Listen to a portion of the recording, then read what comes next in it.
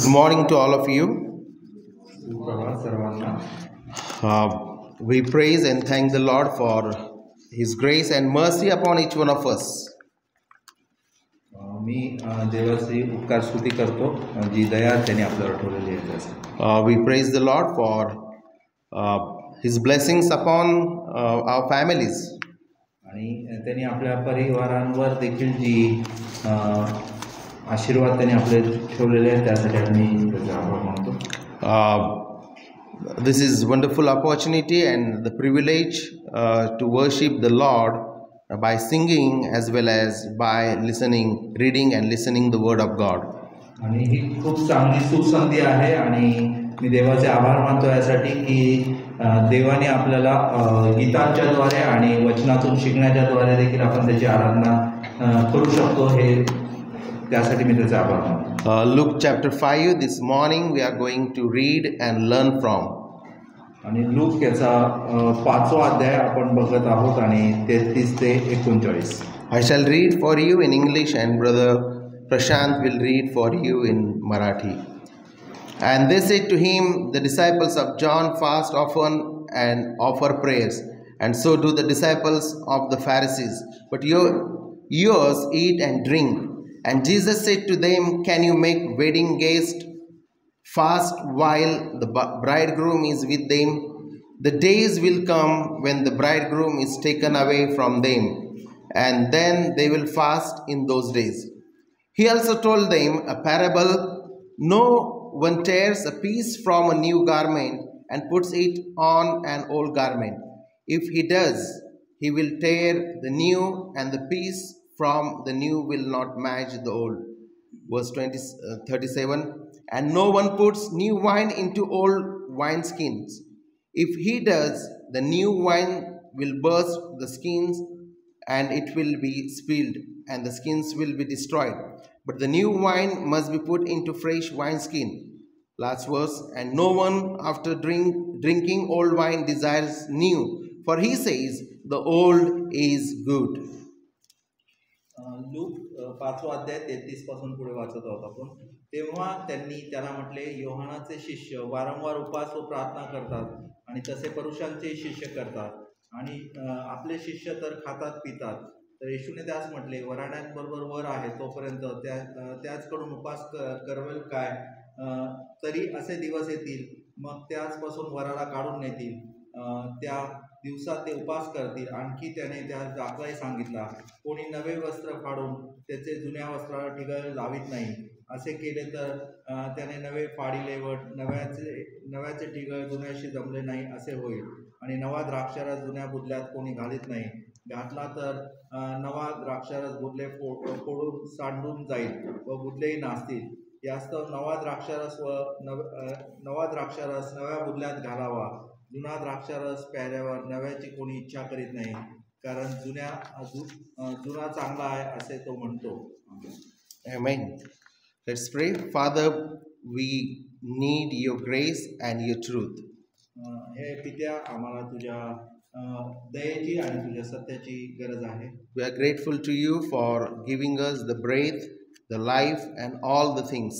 आम्ही कृतज्ञ आहोत बाप्पा की तू आम्हाला हा श्वास दिलास, हे जीवन दिलास आणि सर्व गोष्टी दिलास. Use this day and our life for your glory. आणि हा आजचा दिवस आणि आमचं आयुष्य तुझ्या गौरवासाठी आमच्याकडून खर्चले जाऊ दे. Thank you for Christ and the redemption that you have given through him. आम्ही ख्रिस्तासाठी आणि त्यांनी दिलेल्या मुक्तीसाठी तुझे आभार मानतो. In the name of Jesus we pray. Amen. येशू ख्रिस्ताच्या नावात मागतो. आमेन. This morning we are going to learn about the old religion versus the true gospel or the pure gospel of Lord Jesus Christ. आणि आज आपण जो भाग शिकणार आहोत तर त्याचा आपण शीर्षक असा देऊ शकतो की जुना धर्म विरुद्ध शुद्ध सुवार्ता आपण म्हणू शकतो. The background of this particular passage I would like to introduce. आणि याची जी पार्श्वभूमी आहे ती आपण बघू शकतो. If you read in Matthew, Mark and Luke, we know that Jesus Christ he saved and called Matthew the tax collector. आणि जर आपण मत्तय, मार्क आणि लूक मध्ये जर पाहिलं, जर तो आपण मत्तयला पाचारण केलेला आपण पाहतो. And then Matthew, he arranged the party in his house. आणि मत्तय त्याच्यानंतर त्याच्या घरी एक जेवणावळ करतो. And many tax collectors were there. आणि त्या ठिकाणी बरेच जकातदार आलेले असतात. And then scribes and Pharisees as well as the disciples of John the Baptist were present there. आणि शास्त्री, फरीसी आणि योहानाचे शिष्य देखील तिथे उपस्थित होते हे आपण बघतो. And they take objection on Jesus Christ. आणि त्या ठिकाणी त्यांनी येशू ख्रिस्ता वर आक्षेप घेतलेला आहे आपण बघतो. The objection was, why do you eat and drink with tax collectors and sinners? आणि तो त्या ठिकाणी आक्षेप असं घेतले जातात की हा येशू ख्रिस्त त्या जकातदार आणि पापी लोकांबरोबर का जेवतो. So that was the objection by Pharisees and scribes and the disciples of John the Baptist. आणि हे जे आक्षेप आहेत तर ते जे शास्त्री फरीसी घेत होते आणि येशू ख्रिस्ताबद्दल आणि योहानाच्या शिष्यांबद्दल. Now see in verse 33, and they said to him, they said to Jesus. आणि इथं 33व्या वचनात म्हटले की तेव्हा त्यांनी त्याला म्हटले. So this was another objection taken by scribes, Pharisees and the disciples of John the Baptist. आणि हा अजून एक आक्षेप आपण घेतलेला बघतो शास्त्री फरीसांच्या द्वारे. And the objection is depicted or given in verse 33. They said to him, the disciples of John fast often and offer prayers, and so do the disciples of Pharisees, but yours eat and drink. आणि ते वचन 33 मध्ये आपण बघतो की तेव्हा त्यांनी त्याला म्हटले, योहानाचे शिष्य वारंवार उपवास व प्रार्थना करतात आणि तसे फरीसांचे शिष्य करतात, आपले शिष्य तर खातात पितात. We need to learn about the fasting from the Bible. आणि आपण या उपवासाबद्दल शास्त्रातून शिकणं गरजेचं आहे. Jesus did fast on at least one occasion. आणि एका प्रसंगी येशू ख्रिस्ताने कमीत कमी उपवास केलेला आपल्याला माहिती आहे. At least once for 40 days he fast. आणि एकदा 40 दिवस त्याने उपवास केलेला आपण बघतो. But nowhere in the Bible he taught that all the people, all the Christians should do 40 days fastings. परंतु कुठेच आपण वाचत नाही किंवा त्यांनी सांगितलेलं नाही की ख्रिस्ती लोकांनी 40 दिवस उपवास करावा. He did only once at the beginning of his ministry. आणि त्याच्या सेवा कार्याच्या सुरुवातीला त्यांनी हा उपवास केलेला आपण बघतो. And Jesus even in Matthew chapter 6 he taught that the prayers and fasting and the giving of the donations or the help should be done privately. आणि मत्तय 6 मध्ये आपण या सर्व गोष्टी वाचतो की दान धर्म, उपवास आणि प्रार्थना या सर्व गोष्टी तुम्ही खाजगीरीत्या करणं गरजेचं आहे. Do you know how many times or do you know that the Bible teaches in the Old Testament that the people of God to fast on the Day of Atonement? आणि आपल्याला हे माहिती आहे का जुन्या करारामध्ये किती वेळा लोकांना उपवास करावा लागत ज्यावेळेस ते अर्पण करीत. So according to the law taught to the people to fast once in a year. आणि जो नियम होता जुन्या करारामध्ये तर तो लोकांना असं शिकवत होता की अर्पणाच्या वेळेस तुम्ही वर्षातून एकदा तो उपवास करणं गरजेचं आहे. So according to the Bible and according to the law, God wanted people to fast only once in a year. आणि या नियमाच्या द्वारे किंवा नियमशास्त्राच्या द्वारे देव त्यांच्याकडून वर्षातून एकदा उपवास करणं अपेक्षा करत होते त्याची. But all other fast was supposed to be voluntary. परंतु बाकीचे सर्व जे उपवास आहेत ते ऐच्छिक असावेत. And most of the time people fasted with repentance and earnest prayers. आणि बऱ्याच वेळा जे उपवास केले जायचे तर ते पश्चाताप आणि त्यांच्या कळकळीच्या ज्या प्रार्थना आहेत त्यासाठी. So there was prayer and repentance along with the fasting. आणि त्यामुळं त्या उपासाच्या वेळेस ती कळकळीची प्रार्थना आणि पश्चाताप असणं गरजेचं होतं. When the disaster came on the nation or any calamity came on the nation, people of God, they fasted.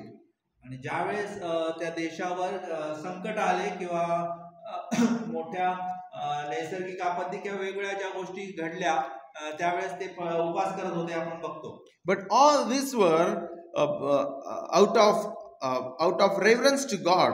All these were voluntary act. परंतु या सर्व गोष्टी या फक्त ऐच्छिक अशा होत्या. The fact that these Pharisees raised the question shows that they thought of fasting as public exercise to display one's own spirituality. आणि जर आपण इथं बघितलं तर हे शास्त्री आणि परुषी लोकांच्या म्हणण्यानुसार त्यांनी जो उपास करणं गरजेचं आहे तर ते लोकांना दाखवून करणं गरजेचं आहे. Pharisees, they fasted and then they speak about it publicly. आणि हे जे परुषी होते ते त्या उपासाबद्दल जाहीर रीतीने बोलत होते. They used to pray and they used to get the self glory. आणि अशा रीतीने ते स्वतःचा गौरव करून घेत होते ते लोकांमध्ये प्रार्थना करून. So we learn that during the time of Jesus Christ, people in Israel at least fasted for 2 days. आणि येशू ख्रिस्ताच्या काळामध्ये हे इस्रायल लोक कमीत कमी 2 वेळा ते उपास करत होते. On Monday and Thursday. आणि सोमवार आणि गुरुवार. But that was not according to the Bible. परंतु हे त्या पवित्र शास्त्राप्रमाणे नव्हतं. That was according to the tradition of Pharisees. आणि हे त्या परुषांच्या रूढी परंपरेनुसार होतं. And if people did not fast, they objected. आणि ज्यावेळेस लोक उपास करत नव्हते त्यावेळेस ते परुषी लोक आक्षेप घेत होते. So most probably that was Monday where Jesus Christ and his disciples ate with Matthew and his friends, other tax collectors. आणि हा बहुतेक करून हा सोमवार असू शकेल ज्यावेळेस येशू ख्रिस्त त्या मत्तय आणि त्या सर्व जकातदारांबरोबर जेवत होता. When John the Baptist, the disciples of John the Baptist and Pharisees and scribes, they were fasting, Jesus and his disciples were having party with the saved sinner Matthew. आणि ज्यावेळेस परुषी आणि शास्त्री लोक आणि योहानाचे जे शिष्य होते जे ते उपास करत होते त्यावेळेस येशू ख्रिस्त त्या ठिकाणी जेवणावळ करत होता, तो जेवत होता. So the objection that Jesus and his disciples broke the tradition of the Pharisees. आणि अशा रीतीने आपण बघतो की त्या परुषी लोकांच्या रूढी परंपरा यांनी मोडलेल्या होत्या. Pharisees were legalists. आणि जे परुषी होते ते उदार मतवादी नाही कट्टरपंथी होते. Sorry. They were adding into the scripture. आणि ते त्या शास्त्र भागामध्ये काहीतरी भर घालत होते. They were making the list of do's and don'ts. आणि त्यांनी कितीतरी गोष्टींचे करा आणि नका करू अशी एक लिस्ट केली होती. So do's and don'ts according to the Bible are right, but if somebody gives us list of do's and don'ts according to human tradition, that is not right. That is not the word of God. आणि जर करा आणि करू नका या जर गोष्टी Bible प्रमाणे असतील तर ते ठीक आहेत, परंतु जर त्या परुषांनी तयार केलेल्या किंवा रूढी परंपरेनुसार त्या असतील तर त्या चुकीच्या आहेत. So Pharisees, they had many extra rules. आणि या परुषी लोकांनी कितीतरी असे अधिक भर घातलेले असे नियम केले होते. And even in the modern days we know that many churches and many people, they made their own rules as the word of God. आणि आपण आज देखील बघतो की या नवीन आधुनिक युगामध्ये कितीतरी चर्चेस मध्ये आणि कितीतरी ठिकाणी नवीन नियम वेगवेगळ्या ठिकाणी केलेले आहेत. You need to wear always white dress. आणि बऱ्याच जण ठिकाणी असं आहे की पांढरेच कपडे घालणं गरजेचं आहे. Do not play sports. Do not play games or sports. काही तुम्ही खेळ खेळू शकत नाही. And if you get up at 4 o'clock and pray, then you are more spiritual than any other person in the church. आणि जर तुम्ही सकाळी 4 वाजता उठून जर प्रार्थना केली तरच तुम्ही आध्यात्मिक असे लोक आहात. If you pray 5 times, you are more spiritual. आणि जर तुम्ही दिवसातून 5 वेळा प्रार्थना केली तर तुम्ही अधिक धार्मिक आहात. If you fast 4 times in a week, you are a great person. You are man of God. आणि जर तुम्ही 4 दिवस आठवड्यातून प्रार्थना केली तर तुम्ही देवाचे लोक आहात किंवा देवाचा माणूस आहात. Are all these things bad? The answer is no. आणि या सर्व गोष्टी वाईट आहेत का? तर त्याचं उत्तर आहे नाही. But we cannot make it as the rule that you need to wear only white dress, or you need to get up at 4 o'clock and pray. You need to pray 5 times in a day and fast 4 times in a week. I cannot make this a rule for the entire church. आणि 4 आठवड्यातून 4 दिवस उपवास करणे किंवा दिवसातून 5 वेळा प्रार्थना करणे या गोष्टी ते नियम असू शकत नाहीत. या चांगल्या गोष्टी आहेत परंतु त्या नियम असू शकत नाहीत. And those rules cannot be equal to the word of God. आणि हे देवाच्या वचनाच्या बरोबरीने हे नियम असू शकत नाही. But if somebody is teaching that as the word of God, they became legalist. आणि जर असं कोणी हे देवाचं वचन आहे सांगून जर शिकवत असेल तर ते कट्टरपंथी असे लोक आहेत. Of course, that is bad. Do not play the sports or do not play cricket or football. Of course, that is really bad. That is not right. आणि We need to enjoy. We need to enjoy our life.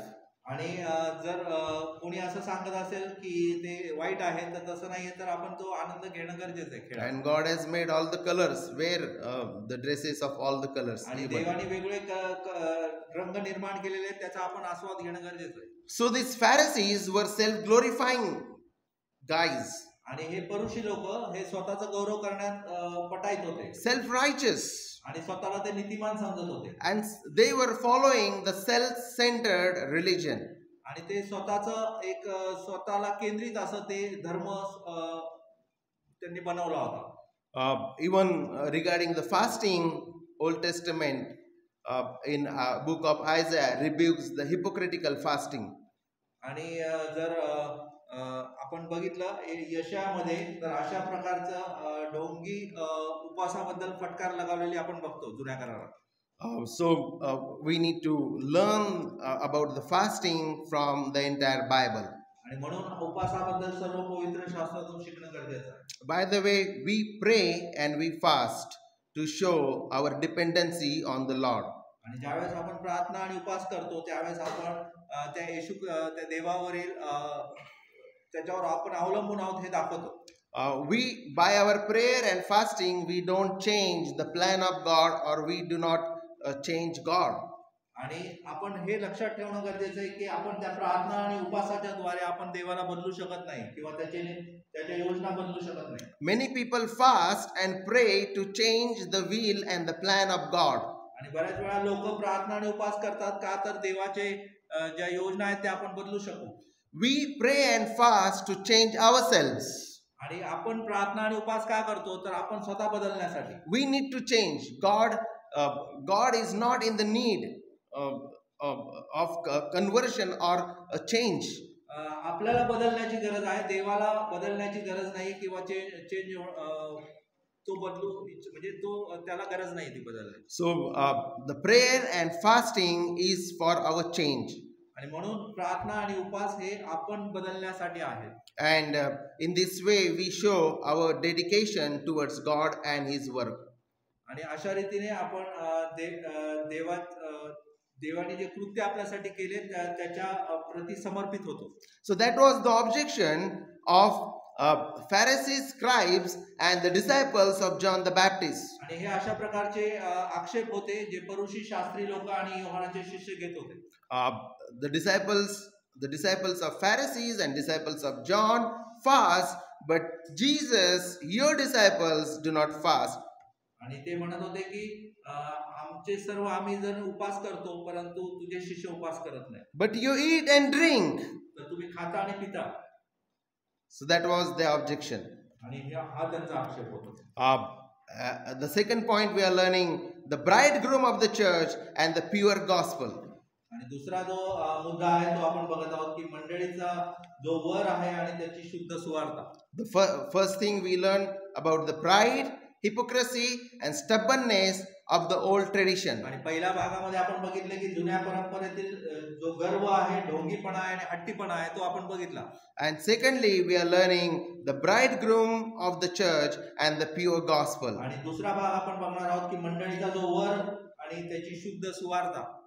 Jesus said to them, "Can you make wedding guests fast while the bridegroom is with them?" आणि येशूने त्यास म्हटले, वराड्यांबरोबर वर आहे तोपर्यंत त्याचकडून उपास करवेल काय? Jesus refers himself as a bridegroom. आणि येशू ख्रिस्त इथं स्वतःला वर असं संबोधित आहे. In the Old Testament, Yahweh, the Lord, referred himself as the bridegroom of the Israel, the husband of the Israel. आणि जुन्या करारामध्ये आपण बघतो की तो यहोवा जो इस्रायल लोकांचा पती म्हणून आपण बघतो. And in the New Testament, Jesus is calling himself bridegroom of the church. आणि नवीन करारामध्ये आपण बघतो की येशू ख्रिस्त स्वतःला मंडळीचा वर असं म्हणतो. And Lord Jesus Christ is the husband of the church. आणि आपल्याला माहिती की येशू ख्रिस्त या मंडळीचा तो पती आहे. He is the true bridegroom. आणि तो खरा वर आहे. He came from heaven for the bride. आणि तो त्या वधूसाठी त्या स्वर्गातून खाली आला. Redeemed the church by his blood. आणि त्यांनी त्या मुक्तीचं मोल देऊन त्या मंडळीला त्यांनी रक्ताने विकत घेतलं. And this bridegroom, he is sanctifying the church by the pure gospel, by the word of himself. आणि याच मंडळीला तो त्याच्या वचनाने आणि त्याच्या सुवार्त्याने शुद्ध करतो. And one day he is coming back to take this bride into the glory. आणि एक दिवस तो पुन्हा येणार आहे आणि या मंडळीला आपल्या वधूला तो घेऊन जाणार आहे. So here Lord Jesus Christ in verse 34 is saying, Jesus said to them, "Can you make wedding guests fast while the bridegroom is with them?" येशूने त्यास म्हटले, वराड्यांबरोबर वर आहे तोपर्यंत त्याचकडून उपवास करवेल काय? Jesus' point was that the ritual practiced by John's disciple and Pharisees were out of the touch with reality. आणि या ठिकाणी आपण बघतो की हे जे लोक होते, परुषी लोक, ते वास्तवाच्या संपर्कात नव्हते. Out of touch with reality, nobody fasts when they are celebrating the marriage. आणि ज्यावेळेस लग्नाचा जो सोहळा आहे त्याच्यामध्ये ते अशा प्रकारचा तो वास्तविक सराव ते करू शकत नाही. Nobody fasts when the party is going on. आणि ज्यावेळेस अशा प्रकारची मेजवानी चालू होती त्यावेळेस हे कोणी उपवास करणार नाही. So their demand was out of the reality. आणि जी रियालिटी होती किंवा जी खरेपणा किंवा जे वास्तव होतं त्याच्या बाहेरची त्यांची मागणी होती. Can you go in a marriage where the bride's father invites you and he says, "My daughter is getting married on 17th of July or August. You come, but there is no cake, there is no water, there is no juice, there is no food. We are all fasting." आणि असं होतं का की एखाद्या वधूचा पिता आपल्याला लग्नासाठी निमंत्रण देतो आणि त्या ठिकाणी तो म्हणतो की तुम्ही यायचंय परंतु तुम्हाला उपवास करावा लागेल. And that is not reality. That's not how the marriages happen. आणि जो लग्न सोहळा असतो अशा प्रकारचं तिथे वास्तव नसतं किंवा अशा प्रकारे तिथे या गोष्टी नसतात. There was no reason for Jesus' followers to mourn and fast while enjoying the unique reality that Jesus was with them. आणि असं कुठलंही कारण नव्हतं की त्यांनी शोक करावा, कारण येशू ख्रिस्त जो वर आहे तो त्यांच्याबरोबर होता. For the disciple, that was the most beautiful and most joyous time. आणि त्या शिष्यांसाठी तो मोठा आनंदाचा असा सोहळा होता किंवा येशू ख्रिस्त त्यांच्याबरोबर होता. Because the bridegroom was with them. कारण तो वर त्यांच्याबरोबर होता. While Jesus is present with his disciples, they are to rejoice. आणि ज्यावेळेस येशू ख्रिस्त त्यांच्याबरोबर आहे तर त्यांनी तो आनंद करणं गरजेचं आहे. But when he is taken away from them, they will fast, they will mourn. आणि ज्यावेळेस तो घेतला जाईल पुन्हा वरती त्यावेळेस त्यांनी उपवास करावा. They will then return to the practice of fasting to seek the presence of God. आणि त्यांनी त्यावेळेस येशू ख्रिस्ताच्या त्यांनी शोधण्यासाठी त्यासाठी उपवास करावा. But they need not to do that when Jesus was present. आणि ज्यावेळेस येशू ख्रिस्त तिथं आहे त्यावेळेस त्यांना त्या उपवासाची गरज नाहीये. Was Jesus ignoring fasting and the Sabbath? काय येशू ख्रिस्त शब्बात जो त्यावेळेस पाळत होते आणि शब्बात आणि त्याच्याकडे दुर्लक्ष उपवासाकडे ते दुर्लक्ष करत होते का? The answer is no.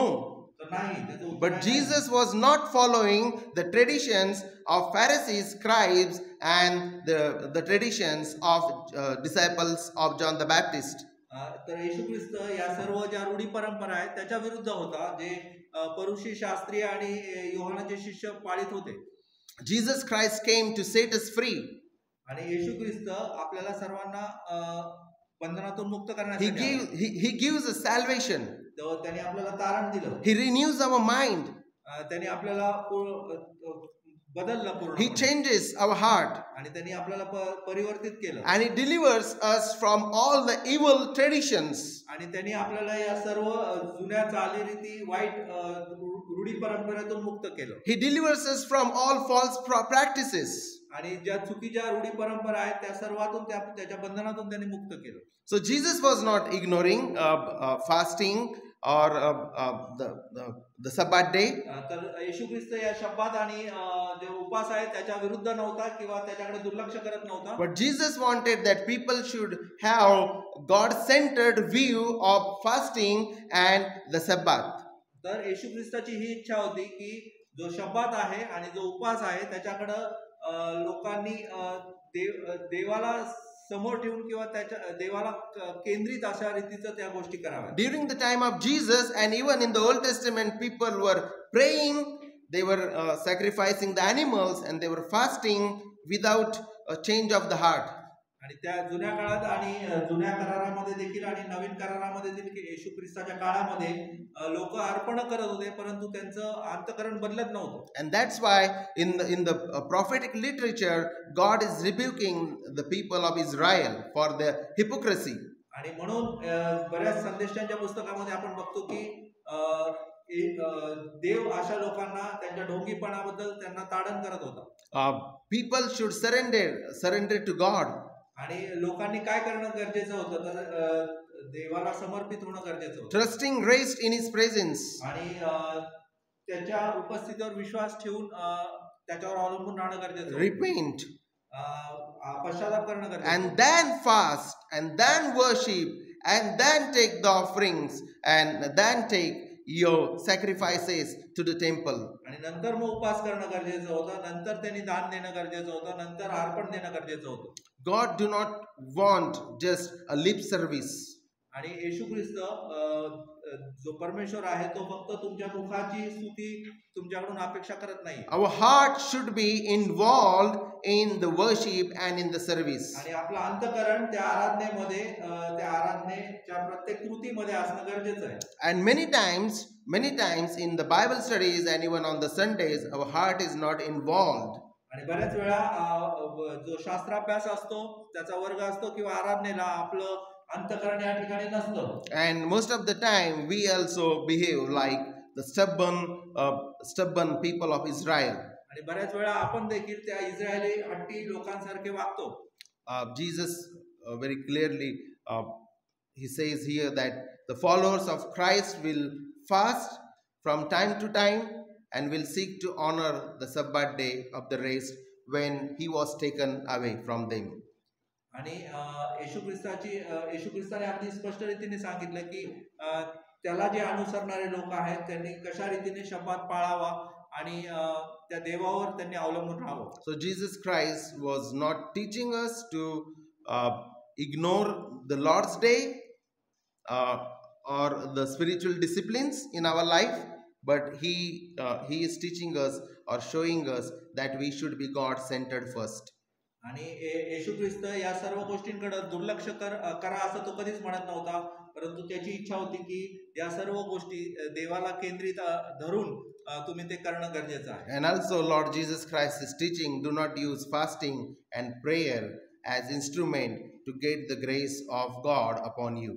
आणि जे तुम्ही उपास आणि प्रार्थना जे करता तर ते देवासमोर कृपा प्राप्त करण्याचं साधन असू नये, तर तुम्ही तशा रीतीने ते देवाला समर्पित होऊन करणं गरजेचं आहे. Some people think that if I fast today, God will stop all his business and look to me. His focus will be completely on me and he will pour his blessings and grace upon me. आणि बऱ्याच वेळा लोकांना असं वाटतं की मी जर आज उपास केला तर देव त्याचे सर्व गोष्टी सोडून माझ्याकडे लक्ष देईल आणि माझ्यासाठी वेळ देईल. So fasting is a particular prayerful form of surrender to God. आणि जी उपास आहे तर ती अशा रीतीने प्रार्थनापूर्वक करणे गरजेचं आहे जेणेकरून आपण देवाला समर्पित होऊ. And in Isaiah chapter 58, the Lord says that during the fasting even you do the acts of mercy towards others. आणि यशाया 58 मध्ये आपण बघतो की उपासाच्या वेळेस आपण अशा रीतीचे जे दयेचे कृत्य देखील करू शकतो. Today we pray and fast because we have found comfort, hope and rest in Jesus Christ. आणि आज आपण उपास आणि प्रार्थना का करू शकतो किंवा का करतो, तर आपल्याला त्या ख्रिस्तामध्ये ती गौरवी आशा प्राप्त झालेली आहे आणि आपल्याला तो ख्रिस्तामध्ये विसावा मिळालेला आहे. Going to church, reading the Bible, worship, fasting and prayer, it is out of the deep gratitude towards God because we have found rest in God. We have found rest in God through Jesus Christ. चर्चला येणं, तिथे सर्वांस देवाच्या लोकांबरोबर आराधना करणं, वचनामध्ये वाढणं, ही अशा रीतीची देवा कृतज्ञता आहे आपण देवाप्रती सादर करतो, अशा रीतीचे आहे. In verse 35, the days will come when the bridegroom is taken away from them and they will fast in those days. आणि मग इथे 35व्या वचनात म्हटले की तरी असे दिवस येतील मग ते आजपासून वराला काढून नेतील व त्या दिवसात ते उपवास करतील. Taken away from them, the bridegroom is taken away from them, meaning Jesus Christ, he was indirectly predicting about his suffering and death. आणि त्यांना त्याच्यापासून घेऊन जातील किंवा घेतलं जाईल, तर ह्या गोष्टी आपल्याला अप्रत्यक्ष अशा रीतीचा तो अंदाज होता की येशू ख्रिस्ताचं जे मरण आहे आणि पुनरुत्थित होणं आहे ते त्याच्या रिलेटेड त्या गोष्टी होत्या. So Jesus was saying that when I would be crucified and gone out of the world to the Father, at that time the people, the disciples and the Christians will fast. आणि येशू ख्रिस्ताचं असं म्हणणं होतं की ज्यावेळेस मला त्या वधस्तंभावर मारण्यात येईल आणि मी ज्यावेळेस पित्याकडे पुन्हा जाईल त्यावेळेस जे ख्रिस्ती लोक आहेत तर आणि जे शिष्य आहेत ते उपवास करतील. Verse 36, he also told them a parable.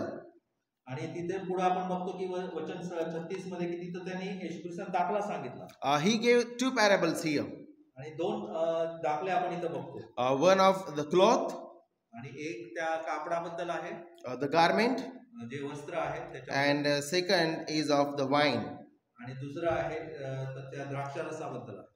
He said, he also told them a parable. No one tears a piece from a new garment and puts it on an old garment. If he does, he will tear the new and the piece from the new will not match the old. आणि इथं तो म्हणतो की नवे वस्त्र फाडून त्याचे जुन्या वस्त्राला ठिगळ लावित नाही, असे केलं तर त्याचे नवे फाडिले व नव्याचे ठिगळ जुन्याशी जमले नाही असे होईल. The tailors and even the common people, they know new unshrunk cloth cannot coexist with the old garment. आणि जे टेलर आहेत आणि जे सर्वसामान्य लोक आहेत ते सर्वांना माहिती आहे की जे जुने वस्त्र आहेत तर त्याला काही आपण जर अटॅच करायचं असेल तर नवीन कापड कापून त्याला लावत नाही. Why Lord Jesus Christ is using this parable, the new garment and the old garment? आणि इथं येशू ख्रिस्त ह्या गोष्टीचा वापर का करत आहे, तो काय सांगत आहे?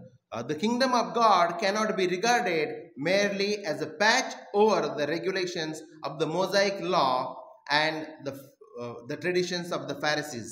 आणि इथं येशू ख्रिस्ताला हे सांगायचं आहे की जसं देवाचं जे राज्य आहे तर ते जे जुन्या रूढी परंपरा आहेत जे मोशेच्या नियमशास्त्राप्रमाणे आहेत तर त्यानुसार ते त्याला मानले जाऊ शकत नाही अशा रीतीचा. The gospel of Christ cannot be mixed with the extra biblical traditions of the Pharisees and scribes.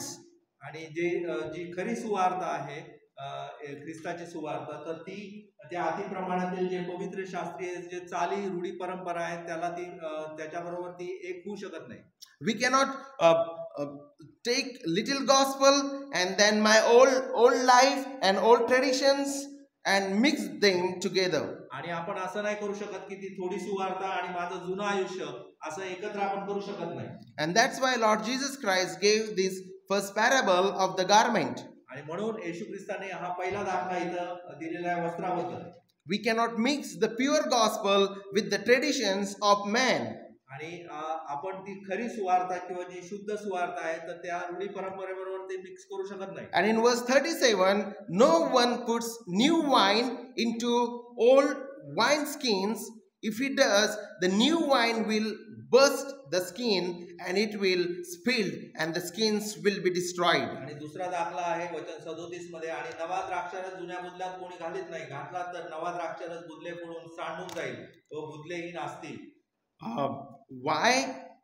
Why the wineskin will burst?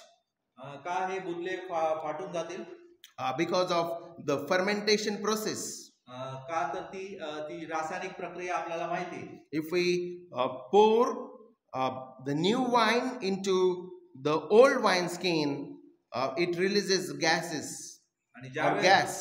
आणि ज्यावेळेस आपण जो नवा द्राक्षारस आहे ते जुन्या बुधल्यात ओततो त्यावेळेस ती रासायनिक प्रक्रिया होऊन तिथे वायू तयार होतो.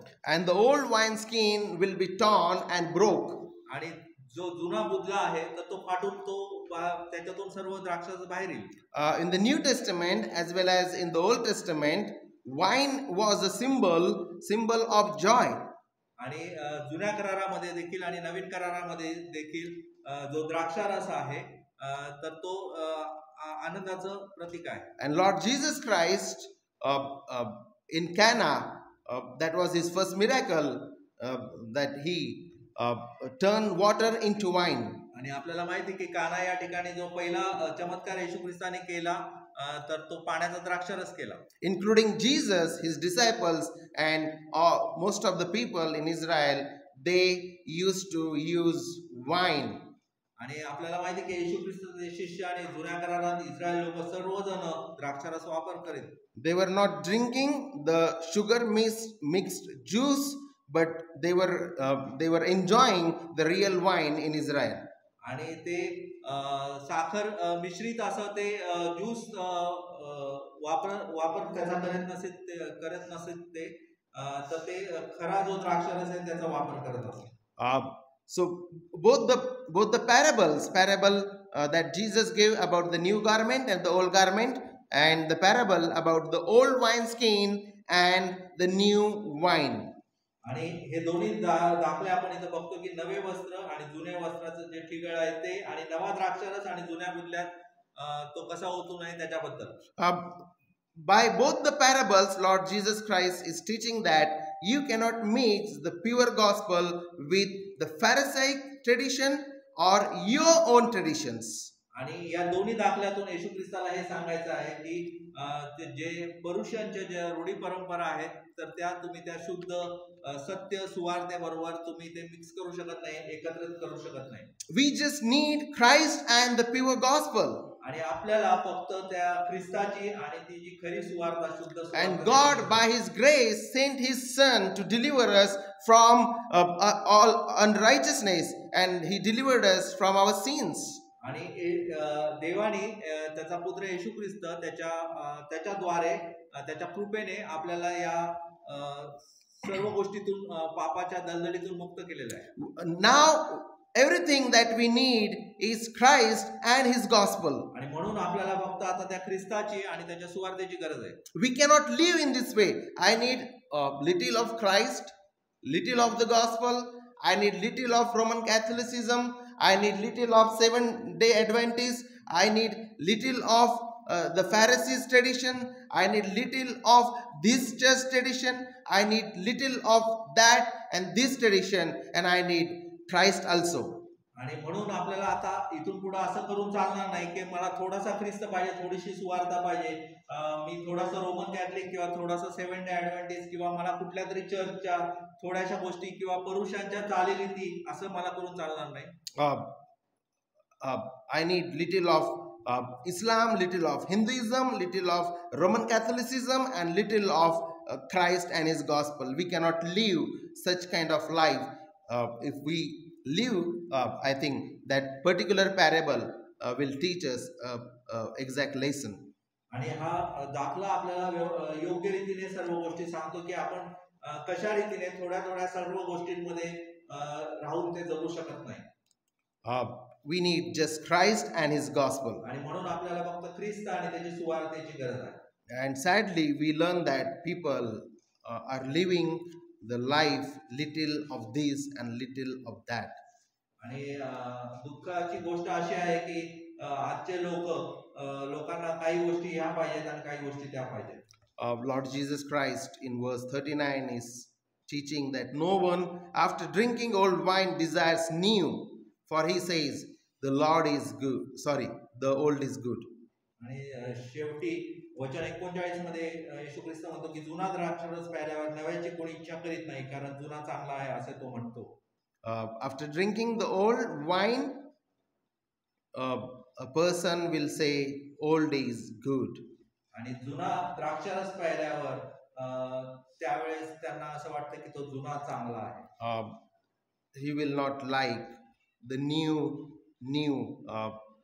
wine. आणि त्यांना तो नवीन द्राक्षरस आवडत नाही. It is a hard verse in the Bible. आणि हे कठीण आहे समजायला.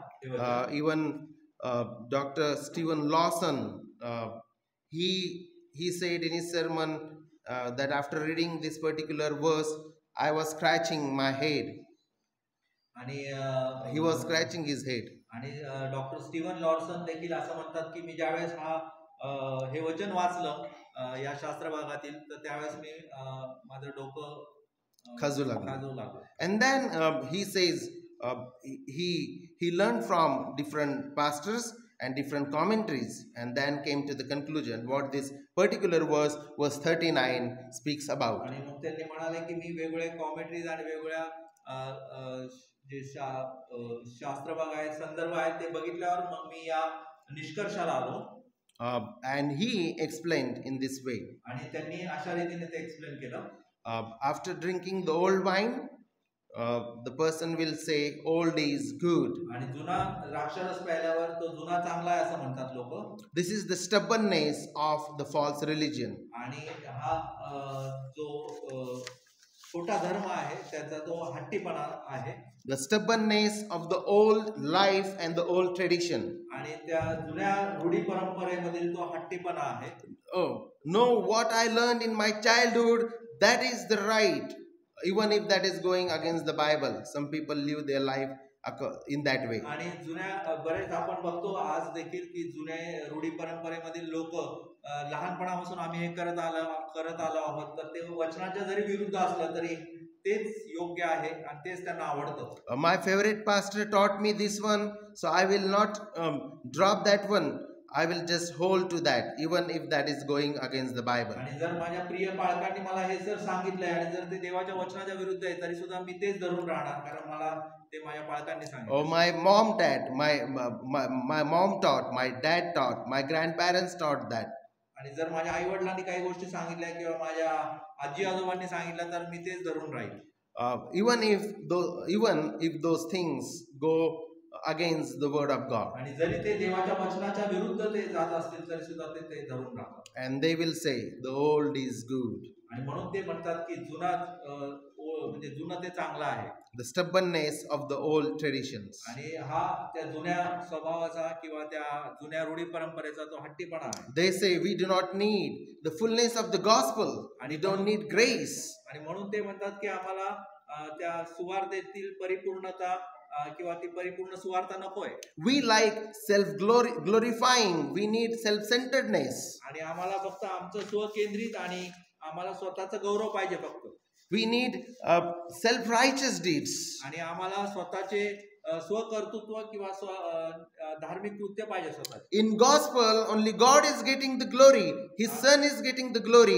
But where is my glory? And that's why they say, old is good. आणि आपल्याला माहिती की सुवार्तेमध्ये फक्त त्या देवाचं आणि त्या ख्रिस्ताचंच गौरव होतं. आणि म्हणून हे लोक म्हणतात की नवीन आम्हाला नकोय तर जुनच चांगलं आहे. May the good God graciously transform and renew our mind by listening this word. आणि जो चांगला आपला जो देव आहे तर या वचनाच्या द्वारे तो आपला अंतःकरण परिवर्तित करो. And let us be thankful to the Lord for Christ and the pure gospel that he gave us. आणि म्हणून मी देवाचे आभार मानतो की त्या ख्रिस्ताच्या सुवार्तेसाठी आणि त्या ख्रिस्तासाठी.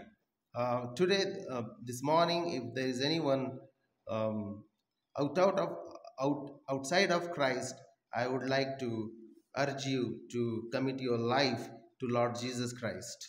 आणि आज यावेळेस मी विनंती करतो आपल्यामध्ये जर असे कोणी असतील ज्यांना अजून ख्रिस्त कळालेलं नाही किंवा ती सुवार्ता कळालेली नाही तर त्यांनी त्या ख्रिस्ताकडे यावं, ती सुवार्ता समजून घ्यावी. And if we are the people who are mixing or we are stitching the new garment with the old garment and pouring the new wine into the old wine skin, if we are mixing the pure gospel with all evil and man-made traditions, I think we need to hold to Christ and his gospel.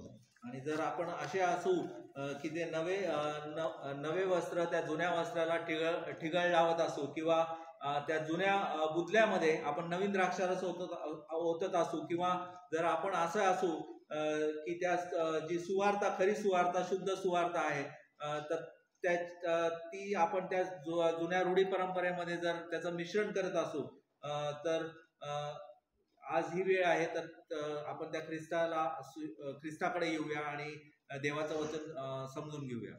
Over to Brother Amit, he will lead us. आम्ही त्यांना विनंती